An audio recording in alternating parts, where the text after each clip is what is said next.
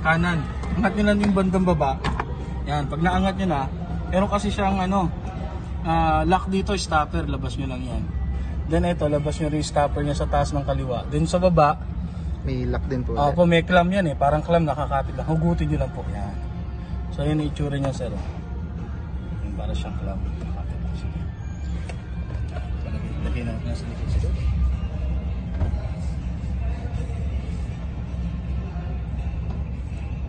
Then ito sir yung kailangan nating butasin. Opo, ito.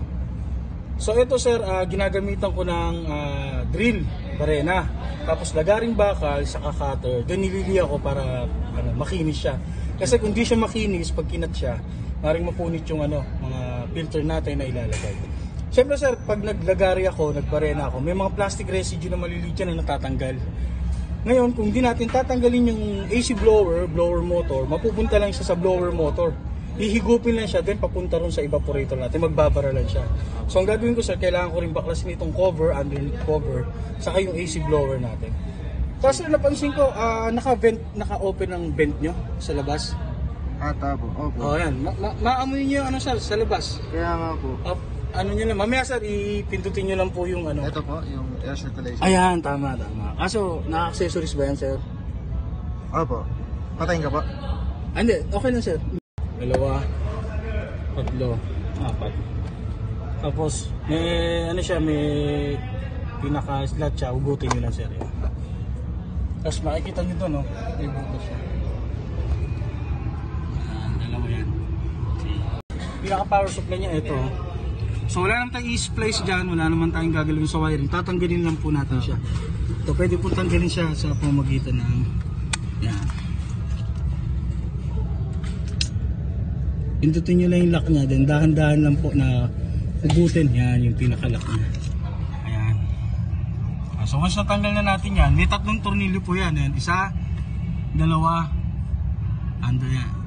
Yan. 2, saka ito yung pangatlo. Dito po. Yan. So yun yung tatanggalin natin. Okay. So luwagan lang po muna natin yan. Yan. Tapos habang tinatanggal na natin, alalayan din natin yung blower motor niya. Ito mismo kasi yung blower motor eh. Kasi baka bigla siyang malaglag.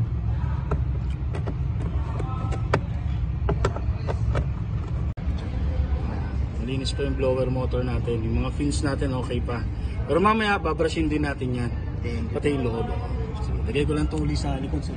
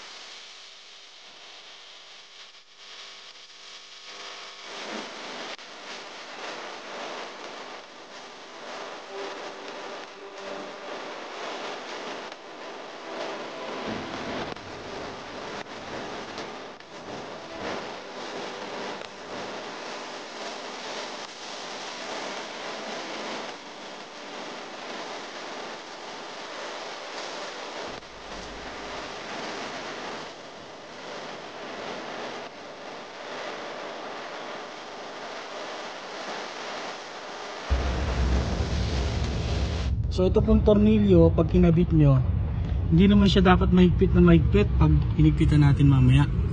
So hand tight lang po siya kasi ang ano niya, kinakabitan niya is plastic lang din. So baka ma-lost thread po.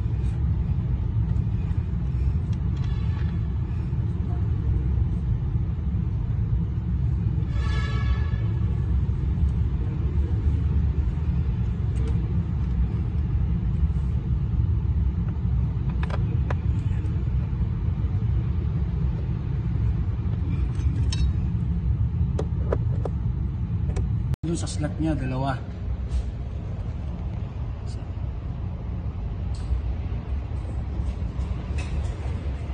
Then tulak natin. And then you make sure natin na nakakapit tong clip, 4. Isa, dalawa, 4. So yan. Then, ito na. Yan po yung ating filter.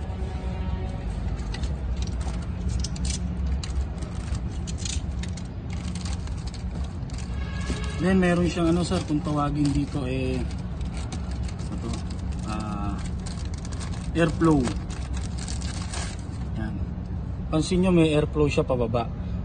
So, tas ito yung hard part nung ating ano. Ito yung ilalagay natin dyan. Either way sir, pwedeng kaliwa, pwedeng kanan. Basta make sure na yung airflow natin pababa lang po. Made in Malaysia po siya. Ito lang po sir. Slide nyo lang, pagka hit nyo lang dyan, slide nyo lang sir. Ayan.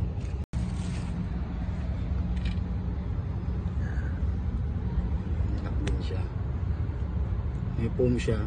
Yung original kasi walang foam so ito nilagyan ko na ng foam. Then itong slat na to para dito, then ito po yung lock para dito. So ganito lang po siya.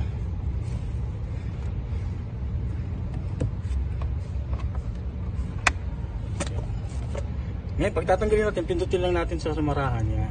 Tapos sugutin natin pakaliwa. Yan. Tanggal na siya. Ayos. May pagbabalik. Ganun lang po.